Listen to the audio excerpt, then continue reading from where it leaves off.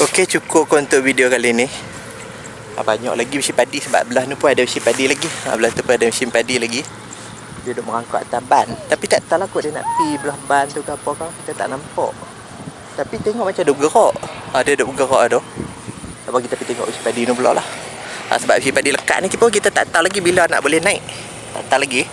Tapi ada lah orang tu kat situ, ada kat mesin padi tu ada orang, tapi tak tahu dia pernah selamatkan macam mana lah. Nama dah nak tarik pakai backhoe ke pakai trek kat belakang ni ke. Trek pun ada. Lepas tu tak tahu aku dapat tarik pakai kayu ke, bawah perut tu dia dapat tambat trek pakai kayu ke apa ke, kita tak tahu lagi lah. Okey, itu saja untuk video kali ni. Terima kasih menonton. Jadi nak patah balik lah. Patah balik nak tengok mesin padi lain tak. Okey, terima kasih menonton. Jangan lupa untuk tekan like ataupun nak bantu saya dengan tekan button subscribe. Tekan subscribe satu, ataupun nak tekan like, ataupun nak bantu saya dengan kongsi-kongsi video ni. Terima kasih menonton. Jumpa lagi video seterusnya.